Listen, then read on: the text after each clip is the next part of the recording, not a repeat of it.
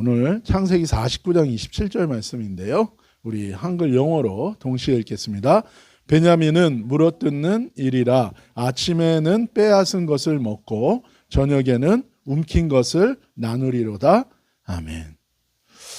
우리가 이 창세기 49장이 우리에게는 우리의 영적인 신앙의 여정을 보여주는 거라고 우리가 말씀을 했습니다.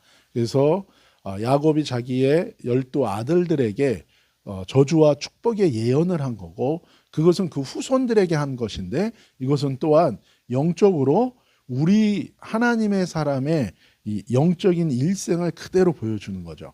그래서 처음에 르우벤, 시므온, 레위 지파는 예수님 만나기 전에 죄의 저주 아래 살고 있는 자연인의 모습이죠. 그래서 르우벤은 음란의 이슈, 그리고 시므온과 레위는 혈기와 분노의 이슈가 있었어요. 그러니까 사실 예수님 안에서 변화받기 전에 우리의 삶의 특징은 무엇입니까? 그것은 음란한 삶이고 혈기와 분노의 삶인 것입니다. 그래서 우리가 예수님을 따라가고 성령님을 따라가면 어떻게 돼요? 말씀과 성령의 임재를 따라가면, 충만을 받으면 우리가 거룩한 삶을 살죠. 그래서 사랑하는 삶을 살아요. 그런데 반면에 우리가 말씀과 성령의 영의 충만함을 받지 못하면 어떻게 됩니까? 음란해지는 거예요. 그러니까 이 음란이라는 건 두 가지 음란을 얘기해요. 영적인 음란이 있어요. 즉 하나님을 떠나서 다른 것들을 하나님처럼 섬기는 것, 그게 영적인 음란이고, 영적인 음란은 반드시 육체의 음란으로 연결되게 되어 있는 것입니다. 그리고 또 하나의 특징은 무엇입니까? 시므온과 레위처럼 혈기와 분노로 사는 삶이라는, 이게 통제가 되지 않아요. 그러니까 이 혈기와 분노는 결국 무엇입니까? 미워하는 삶을 살게 되고, 결국에는 연합이 아니라 살인에 이르는, 다 같이 물고 뜯고 멸망에 이르는 삶으로 나아가게 된다는 것이죠. 그런데 유다 지파에게 와서 이제는 뭐예요? 구원의 문이 열리는 거죠. 바로 유다 지파를 통해서 왕이신 예수 그리스도가 오시는 것입니다. 그래서 이거는 우리가 예수님을 만나게 되는 거죠. 예수님을 만나게 됐을 때 우리의 삶에 구원이 오게 되는 거예요. 근데 이 구원의 축복 세 가지가 임한다 그랬어요. 무엇입니까? 안식, 레스트. 이거는 피스예요. 평안이 옵니다. 예수님을 만나기 전에는 마음속에 항상 불편하고 전쟁이 일어나고 뭔가가 꼬여 있는 거예요. 근데 예수님을 만나고 나면 내면에 평안이 와요. 진정한 쉼이 오는 거예요. 그다음 두 번째는 무엇입니까? 희락, 조이예요. 기쁨이 오는 거예요. 기쁨. 그 다음에 세 번째는 건강, 헬스죠. 근데 어떤 건강이에요? 영적인 건강이 오는 거예요. 그러니까 영적으로 복잡한 게 아니라 영적으로 예수님을 만나면서 나를 괴롭히는 악한 영들이 떠나가면서 나에게는 건강한, 영적으로 건강해지는 거죠. 이 건강은 또한 소울, 내 생각과 감정의 건강함, 그리고 이것은 바디, 내 몸의 건강하고도 다 연결이 되는 것이죠. 그 다음에는 이제 구원받은 자는 여기서 끝나는가? 이 세 가지 축복으로 끝나는가? 아니에요. 구원받은 자의 일생의, 영적 일생의 다음 스텝은 무엇입니까? 사명을 감당하는 거예요. 그래서 스불론과 이사갈 지파예요. 그런데 스불론이 앞에 나와요. 원래는 이사갈이 형이기 때문에 이사갈이 앞에 나와야 되는데, 그 말은 스불론 지파가 감당해야 되는 그 사명이 더 중요하다는 거예요. 스불론 지파의 사명은 무엇입니까? 밖으로 나가는 거, 선교와 전도인 거고, 이사갈은 뭐예요? 안에 있는 거. 이것은 주님의 몸인 교회를 세우고 공동체를 세우고 지체들을 섬기는 것을 의미하는 것입니다. 한마디로 교회 봉사하는 거예요. 그래서 스불론과 이사갈, 그래서 구원받은 자의 두 가지 사명이 있어요. 이것은 모든 크리스찬이 이것을 위해서 사는 거예요. 그것은 선교와 전도하는 삶, 복음을 위하여 사는 삶이고, 교회에 봉사하고 교회를 세우는 삶을 살아야 되는 것입니다. 이렇게 사명을 따라 사는 자에게 하나님이 5가지 축복을 줍니다. 그래서 단지파는 뭐예요? 이건 한마디로 단지파는 타락하고 넘어진 지파. 그런데 갓지파를 통해서 뭐예요? 회복을 하나님이 보여주십니다. 즉 사명자에게 임하는 첫 번째 축복은 뭐예요? 넘어져도 하나님이 사명 있는 사람은 다시금 기회를 주고 일으키신다는 거예요. 그리고 두 번째 아셀 지파의 축복이에요. 무엇입니까? 하나님의 사명을 감당하는 자에게는 하나님이 물질의 재정의 축복을 주신다는 것입니다. 하나님의 일을 하면 재정이 마를 리가 없습니다. 어려울 수는 있어요. 그러나 때에 따라 돕는 하나님의 손길이 있다라는 것입니다. 돌이켜보면 어떻게 이 많은 돈을 쓰고 살았나라는 생각이 들어요. 근데 매번 뭐예요? 1달러도 없는 삶인데 지나고 나서 계산해 보면, 그래서 하나님 뭐라 그래요? 네가 받은 복을 헤아려 봐라. 계산해 봐라. 왜요? 하나님이 우리에게 공급하시는 축복이 있어요. 두 번째는 납달리를 통하여 주시는 축복. 이거는 뭡니까? 영적인 은혜를 주신다는 거예요. 그래서 영적인 은혜는 은사를 주시는 거예요. 능력을 주셔서 사명을 감당할 수 있는 능력을, 은사를, 도구를 주신다는 거죠. 그 다음에 요셉 지파를 통해서 우리에게 주시는 네 번째 사명 감당하는 자에게 주시는 축복은 무엇입니까? 확정, 지경을 확장시켜주는 거예요. 그래서 여러분의 삶이 하나님이 시작한 데서 끝나는 게 아니라 하나님이 여러분을 통하여 영향력을 확장시켜준다는 거예요. 확장시켜줘. 그것이 사명 감당하는 자의 축복입니다. 내가 작은 것으로 충성했을 때 하나님 뭐예요? 큰 것으로 또 맡기는 그런 축복이 있다. 마지막이 오늘 우리가 나눌 말씀인데 이것이 바로 베냐민 지파를 통하여 주는 축복이에요. 그것을 우리가 오늘 한번 살펴보겠습니다. 우리 다시 한번 49장 27절 말씀 다시 한번 읽을까요? 시작. 베냐민은 물어뜯는 일이라. 아침에는 빼앗은 것을 먹고 저녁에는 움킨 것을 나누리라. 아멘. 이 49장 27절에 보면 먼저 베냐민이 어떤 사람인지, 베냐민 지파의 이 지파가 가문이 어떤 특징을 갖고 있는 가문의 사람들인지에 대해서 얘기해요. 그 사람들을 뭐라고 부릅니까? 물어뜯는 늑대라 그러는 거예요. 물어뜯는 늑대다. 한마디로 뭐냐면 이 사람들은 집요하고 또 한마디로 하면 뭐예요? 폭력적인 사람들이라는 거예요. 그러니까 한마디로 뭐예요? 센 사람들이에요. 한국말로 센 언니라 그러잖아요. 센 언니, 센 오빠. 그 센 사람들이야. 아주 센 사람들. 그 세다는 게 바깥으로 몸도 막 세게 이렇게 폭력적인 것도 센 거고 또 뭐예요? 속으로도 센 거야. 속으로도. 그런 거를 흔히 한국에서는 찔러도 피 한 방울 나지 않고 그런 사람들이. 그러니까 센 거예요. 이 베냐민 지파는 센 사람들이었어요. 센 사람들. 그러니까 뭐예요? 물어뜯는 일이. 여러분 물어뜯는 늑대를 함부로 뭐 가까이 가기가 쉽지 않잖아요. 제가 아침에도 이제 저희 흰둥이를 데리고 산책을 하다 보면 조그만 강아지들은 어때요? 아이고 귀여워. 그리고 쉽게 다가서잖아요.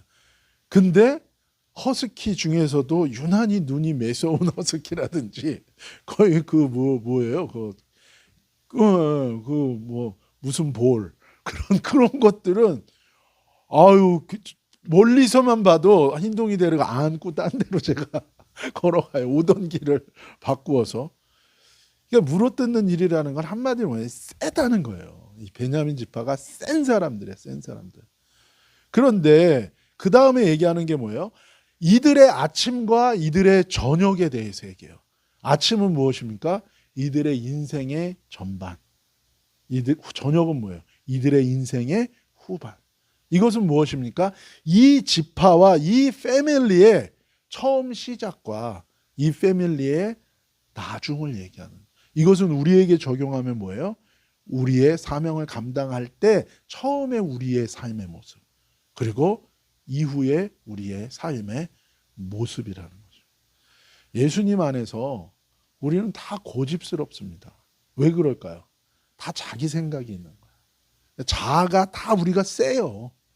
물어뜯는 늑대처럼 말을 안 들여. 그러니까 길들여지면 뭐가 돼요? 늑대가 길들여지면 이게 강아지가 되는 거예요. 개가 되는 거예요. 길들여지지 않으면 뭐예요? 그게 늑대인 거예요.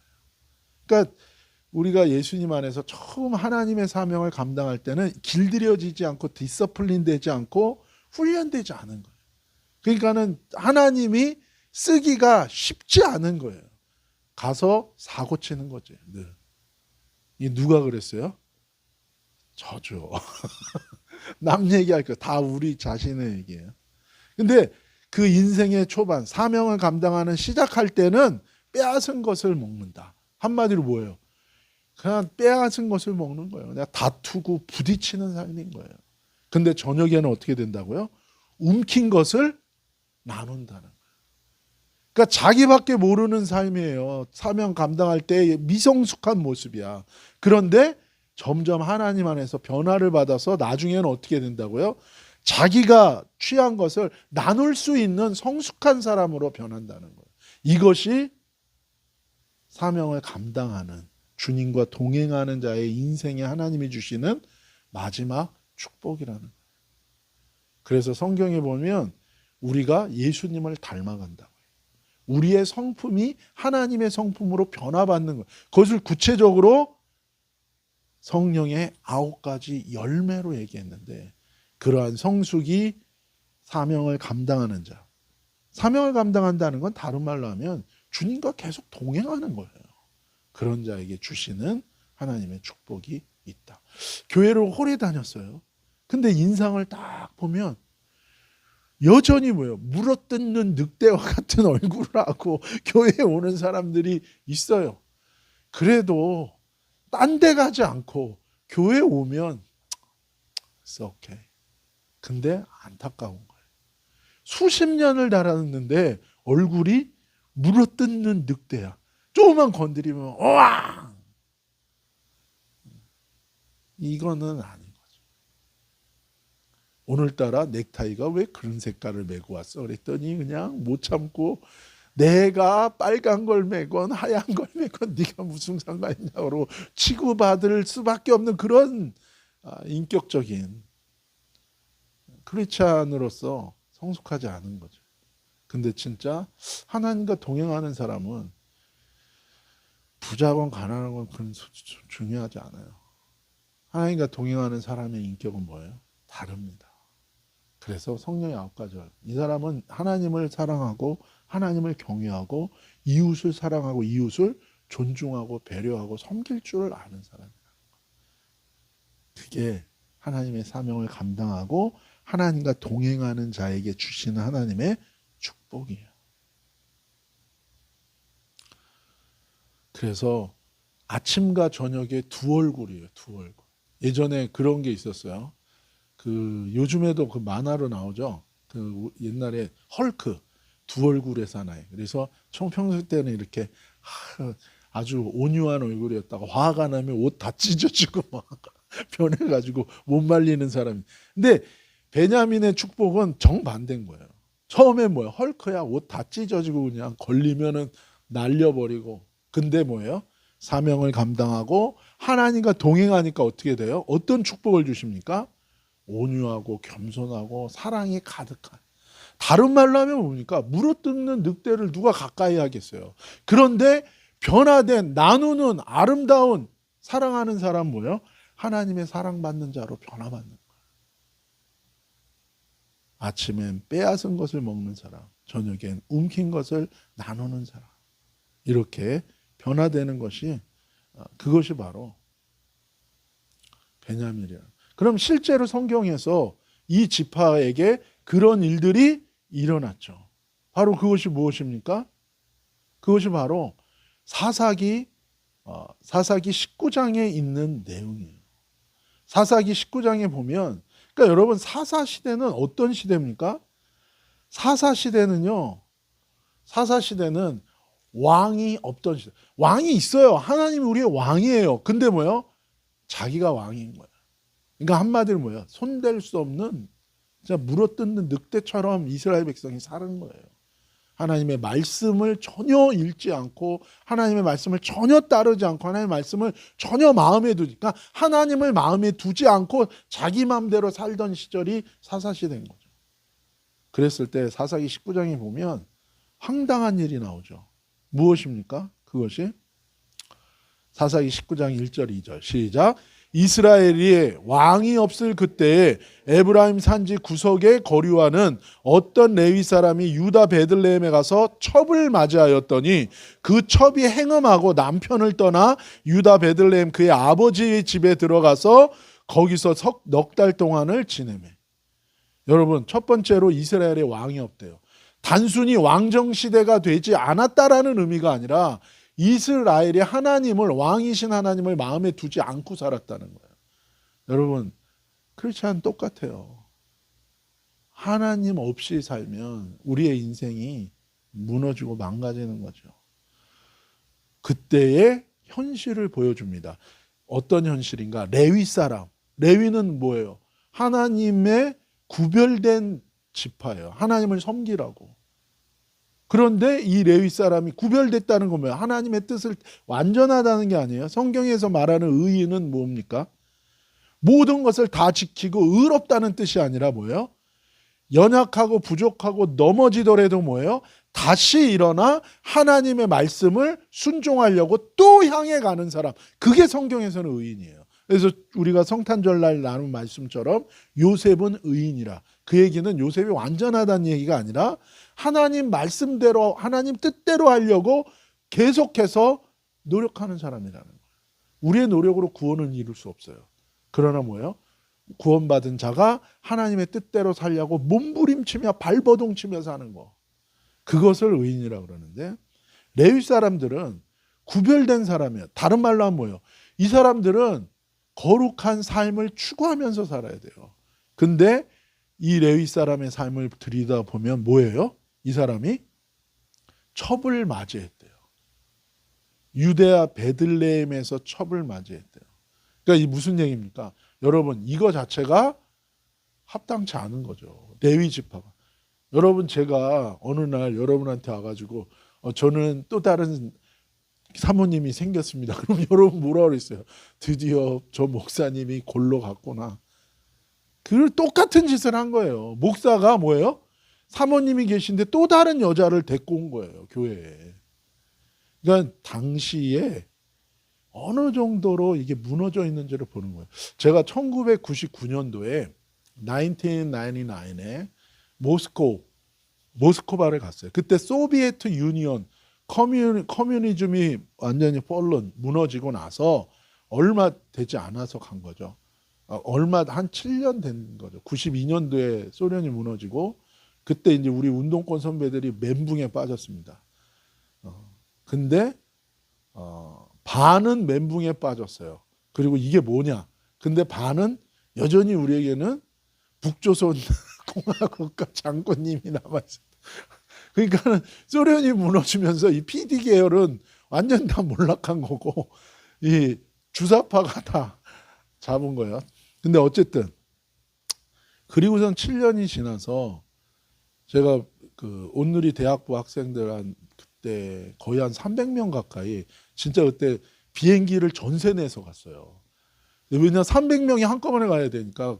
근데 그때 비행기가 그 러시아 항공 비행기를 전세를 냈는데 진짜 큰 비행기인데 이게 구소련 비행기야. 그래서 이 비행기 의자가 완전히 젖혀져요. 그리고 완전히 뭐 콜라도 맛이 이상해. 하여튼 그 비행기를 타고 갔는데 그때 참 이게 70년 넘게 사회주의의 영향. 그러니까 한마디로 사회주의는 영적인 거, 신을 인정 안 하고 모든 물질적인 것만 인정하잖아요. 그러다 보니까 이 윤리의 개념이 없는 거예요. 그렇잖아요. 뭐 그냥 사람을 동물로 생각하는데, 그러니까 그거에 있어서 성적인 관념이 없었어요. 그래서 심지어는 목사님들도 아직은 디서플린이 못 된 거야. 그러니까 옛날 습관이 그대로 남아 있는. 이 성적으로 아주 문란한. 그걸 봤는데 지금 이 당시에 이스라엘의 영적 수준, 윤리적 수준이 이 정도로 낮은 거예요. 왜냐하면 가장 여러분이 저한테 요구하는 게 뭐겠어요? 그래도 목사님인데 그런 목사가 맨날 나도 여러분과 똑같은 사람입니다. 그러면서 똑같이 죄 짓고 살면 그게 아니죠. 근데 이 당시에 레위 지파가 뭐야? 첩을 맞이했다. 근데 더 과거는 뭐예요? 2절에 그 첩이 또 행음하고 불륜을 저지른 거야. 이게 참 완전히 이게 진짜 이게 완전히 정말 무너진 모습이죠. 그래서 또 남편을 떠나 자기 집으로 돌아갔어요. 그랬더니 어떻게 해요? 이 뒤에 보면 레위 사람이 또 데리러 갑니다. 그래서 그를 데리러 오는 사이에 문제가 생기는 거예요. 데리러 오다가 에브라임 데리고 오다가 베냐민 땅 기브아에서 유숙하게 됩니다. 그때 아무도 이들을 환대하고 받아들여 주질 않아요. 하룻밤 자야 되는데. 왜 그랬어요? 그 이유가 밝혀져요. 그날 밤에. 그 동네의 불량배들이 때를 지어 그 사람들이 몰려옵니다. 그래서 이 사람들이 요구하는 건 뭐예요? 레위인 나오라는 거예요. 그 부인이 아니라 여자가 아니라 남자 나오라고 그 동네에 베냐민에 있는 동네에 사람들이 몰려온 거예요. 뭐 하려고요? 남자랑 관계를 맺겠다는 거예요. 그러니까 당시에 이 베냐민 지파 또한 성적으로 아주 문란해서 동성연애의 자리까지 가 있었던, 그게 아예 만연한 거예요. 그러니까 자기 동네에 사람이 오니까 집안에 들이질 않는 거예요. 그러면 들에서 자면 뭐예요? 자기들이 마음껏 가서 자기가 하고 싶은 그 악한 짓을 할 수 있으니까. 그런데 어떤 사람이, 다른 지파 사람이, 거기 살고 있던 사람이 이들을 집으로 받아들인 거예요. 그랬더니 그 집으로 몰려가서 내놓으라고 문 두들기고 난리가 난 거예요. 그랬더니 이 레위인이 또 어떻게 합니까? 자기 부인을 내주는 거예요. 그래가지고 이 부인이 밤새도록 끔찍한 집단 학대를 당한 다음에 집으로, 그 집 숙소로 돌아와서 문지방에 손을 이렇게 넣고 죽은 거예요. 그러니까 이 사건이 베냐민 지파의 물어뜯는 이리의 기질이 가장 잔인하고 어두운 행태로 드러난 성경의 장면인 것입니다. 그래서 어떻게 됩니까? 이 레인이 자기 부인을 11조각으로 시체를 잘라요. 그래서 각 지파한테 보내는 거야. 내 부인이 베냐민 지파에게 끔찍한 일을 당하고 죽었다는 거예요. 그래서 이 11개 지파가 다 모입니다. 12지파가 모여요. 베냐민 지파까지. 그래가지고 이 11개 지파가 분노해가지고 그 범인들을 인도해라 했더니 베냐민이 어떤 기질이라고요? 남의 말을 안 들어요. 그리고 그러니까 베냐민이 거부해요. 그랬더니 뭐라 그래요? 11개 지파. 그러면 우리 11개 지파가 너를 가만두지 않겠다.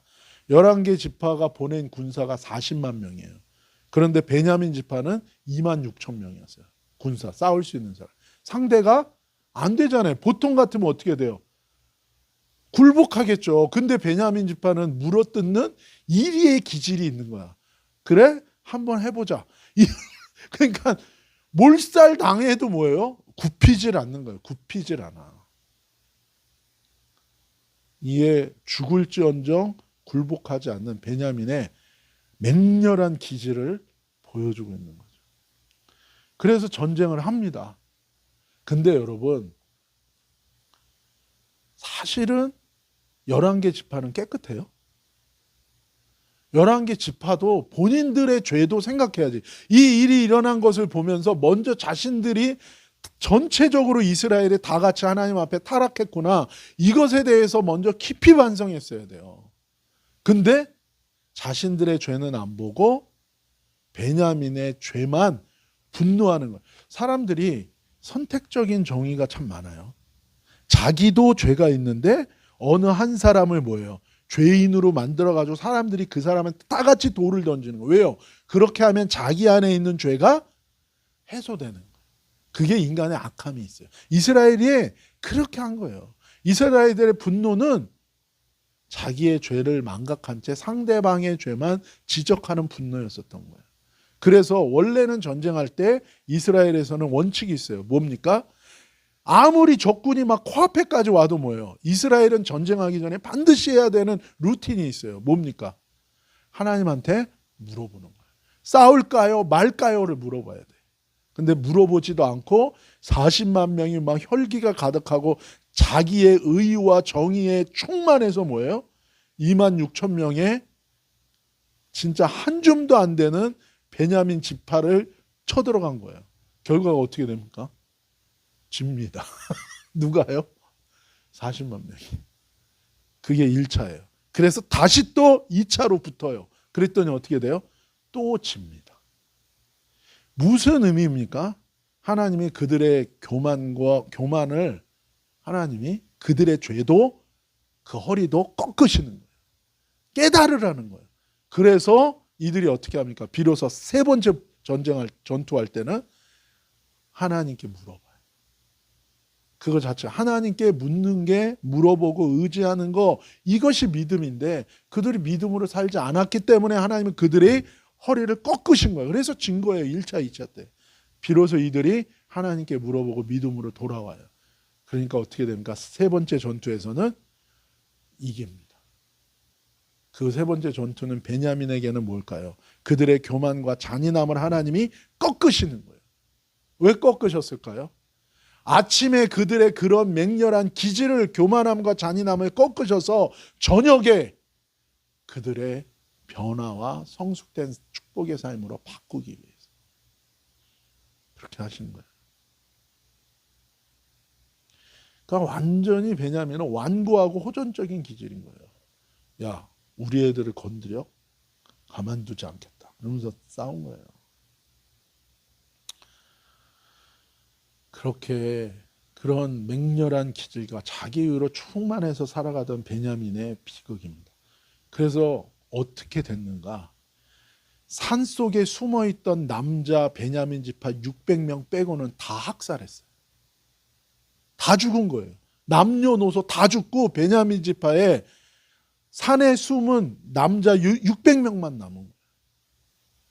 근데 이제 그냥 막 분노해가지고 다 갖다 죽인 거예요. 그리고 났더니 정신이 돌아온 거예요. 11개 지파가. 한 개 지파가 없어지게 생긴 거예요. 그러면서 이들이 깨달은 거야. 그러니까 베냐민 지파가 교만하고 분노와 혈기로 그렇게 나대는 것을 보면서 잘못됐다고 하면서 자신들이 갔는데 자신들은 뭐예요? 똑같은 짓을 해서 그 지파 전체를 멸절시키려고 그러는. 그게 하나님의 뜻 아니잖아요. 뒤늦게 깨닫습니다. 근데 어떻게 돼요?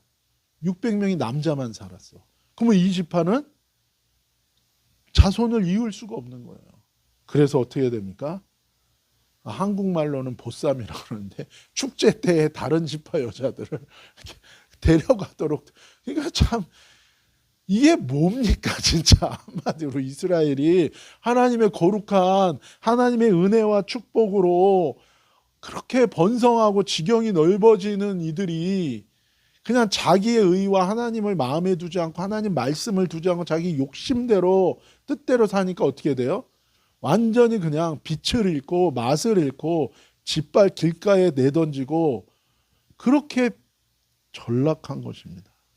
그런데 이렇게 깨지고 부서진 베냐민 지파가 비로소 나중에는 그들의 인생의 저녁에는 그들의 지파의 저녁에는 하나님께 쓰임받는 지파로 변화되는 것입니다. 그래서 하나님의 사명을 감당할 때 우리는 다 완전하지 않아요. 미숙해요.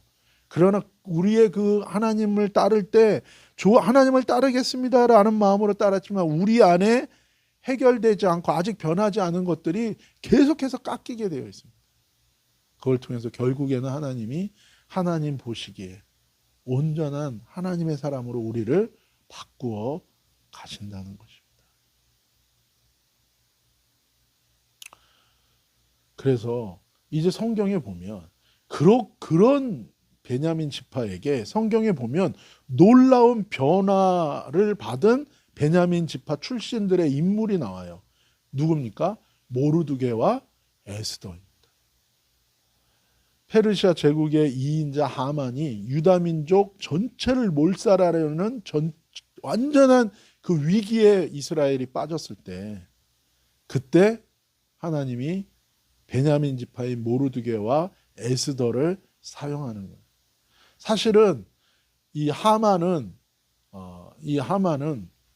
아말렉 족속입니다. 그래서 성경에 보면은 그냥 마귀에게 눌려 있는 존재들이 있고요, 완전히 사단에게 도구로서 쓰임 받는 사람들이 있어요. 그러니까 이 세상에도 똑같습니다.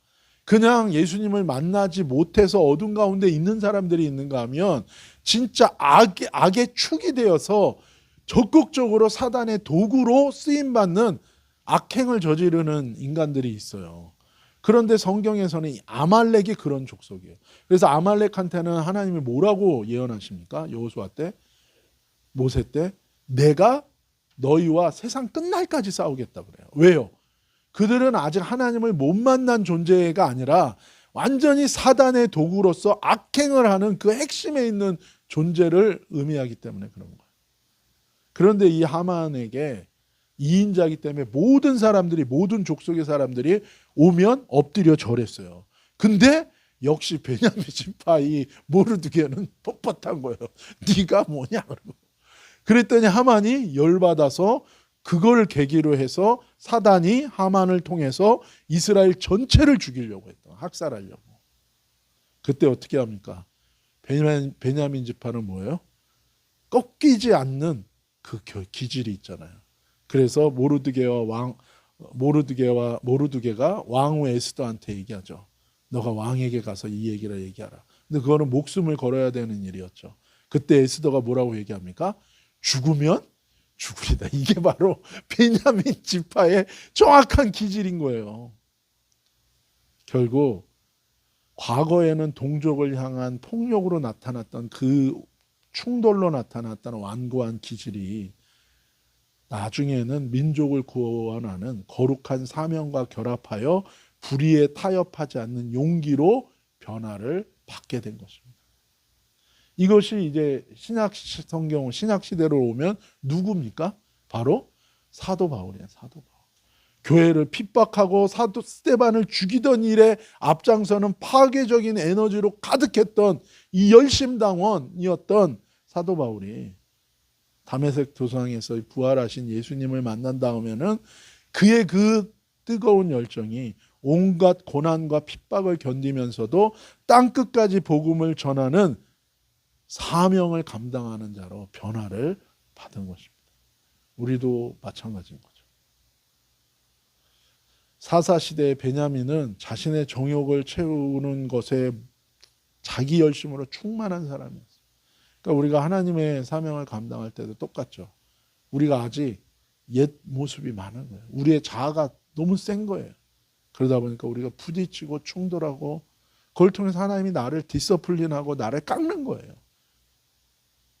그럴 때 우리는 결국 하나님이 어떻게 합니까? 그럼에도 불구하고 사명을 포기하지 않고 그 길을 계속 가면, 하나님과 동행하고 하나님의 뜻을 추구하면 어떻게 됩니까? 베냐민 지파처럼 엉킨 것을 나누는, 하나님의 사랑받고 자신의 그 열정을 하나님의 영광을 위해서 쓰임받는 하나님의 사람으로 변화받게 되는 것입니다. 어떻게 보면 모르드게와 에스더 왕후도 무슨 심정을 갖고 있었어요? 늑대의 심정을 갖고 있었던 거고, 사도 바울도 뭐예요?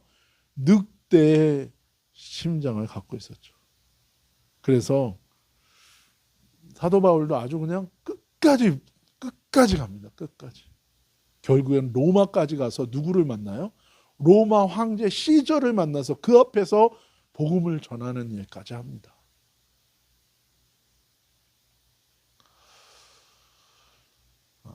신명기 33장 12절에 보면 이제 모세가 죽기 전에 또 똑같이 야곱처럼 베냐민 지파에 대해서 예언합니다. 같이 읽읍시다. 베냐민에 대하여는 일러스되 여호와의 사랑을 입은 자는 그 곁에 안전히 살리로다.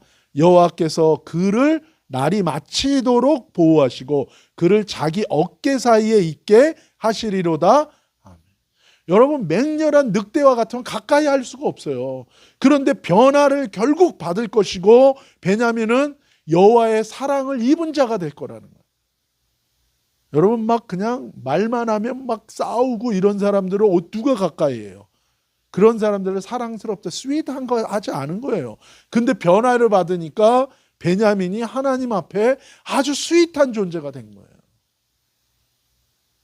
그 곁에 안전히 살려 하나님이 가까이 두시고 하나님과 가까이 두고 가는 자녀라는 거예요. 자녀들 중에서도 그렇습니다.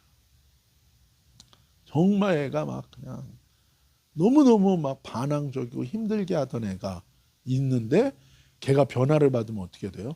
누구보다도 부모 옆에서 부모를 서포트하는, 함께하는 존재로 변화가, 그게 베냐민이었다.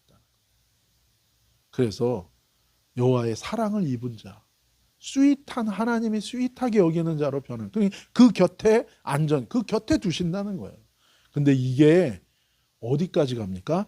여호와께서 그를 날이 마치도록 보호하시고 그 후에는 그를 자기 어깨 사이에 있게, 어깨 사이에 있다는 건 뭐예요? 완전히 친밀하게 옆에다 둔다는 거예요. 사명을 감당하는 자의 마지막 축복은 무엇입니까? 하나님과 이 땅에서 친밀함을 누리고 하나님과 동행하는 것이고, 그리고 하나님 나라에 가서도 뭐예요? 하나님 보좌 가장 가까운 곳에서 살게 되는 거죠. 여러분, 성경에서 가장 큰 천국에서의 상, 가장 큰 상은 무엇입니까? 하나님의 보좌 가까이에서 사는 거예요. 솔로몬의 왕의 식탁에 참여하는 자들이 있었어요. 하나님의 왕의 식탁에, 예수님의 왕의 식탁에 참여하는 자가 되는 것입니다. 요한계시록에 보면 도성 안이 있어요. 새 예루살렘 성 안.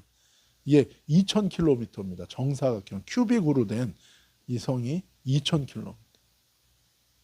그 안에 들어가서 살 사람들. 이것이 여호와의 최종적인 베냐민의 정체성은 물어뜯는 늑대에서 가까이 하기에 너무 먼 당신이에요. 그런데 마지막은 뭐예요? 여호와의 사랑을 입은 자. 하나님이 정말 가까이 두고 영원히 천국에서 가까이 두는.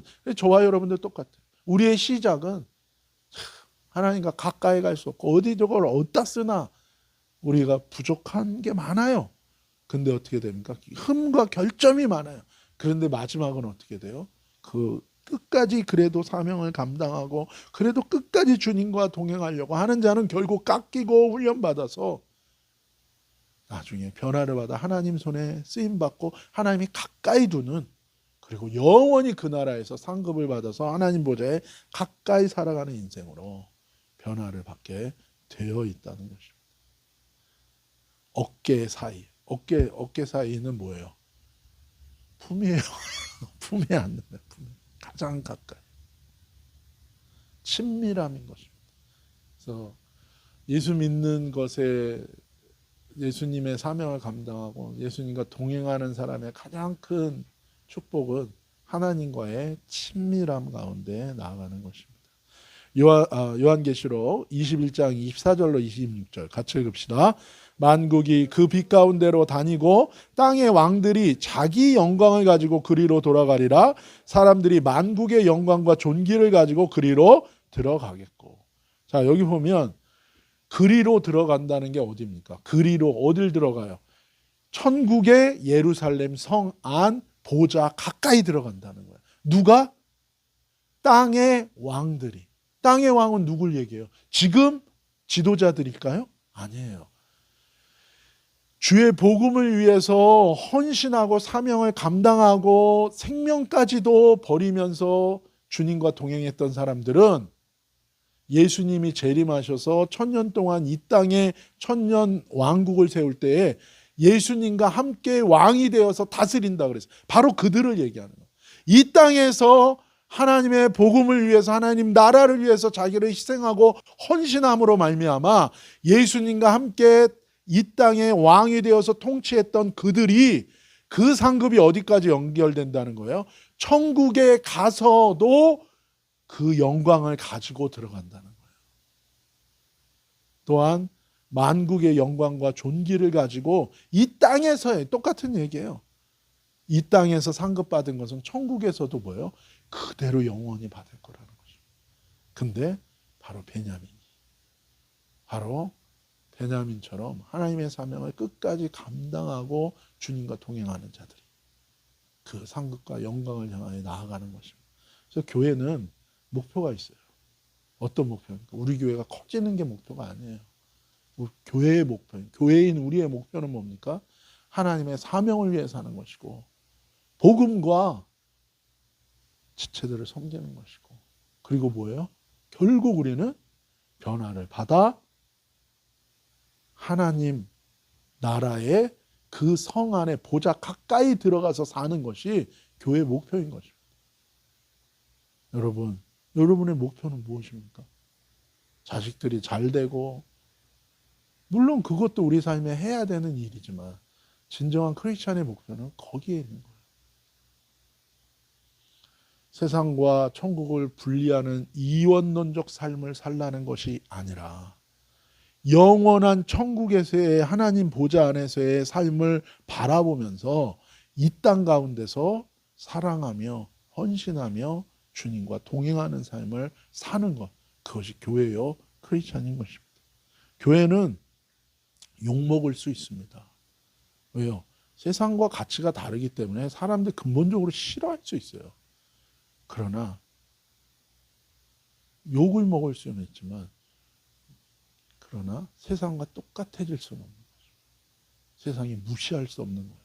그게 교회가 돈이 많고 권력이 많고 우리 교회 정치인들 많고 우리 교회 연예인들 많고 그거가 아니에요. 세상의 영향력이 아니라 하나님을 바라보며 하늘의 능력으로 사는 자의 영향력이 교회는 있어야 되는 것입니다. 가장 큰 상급은 보좌 가장 가까이 사는 것입니다. 사랑하는 여러분, 아침은 자신의 힘으로 빼앗던 늑대였어요. 저녁은 하나님의 손에 붙들려 민족을 살리고 복음을 전하는 늑대. 그리고 하나님 어깨 사이에서 영원히 하나님의 사랑받는 자로 안식하는 그 존재. 주님 안에서 사명 따라 사는 우리의 삶은 성숙하게 하고 마지막을 영원한 영광 가운데로 인도하게 될 줄 믿습니다. 그렇게 주님과 동행하는 저와 여러분 되시기를 예수님의 이름으로 축복합니다.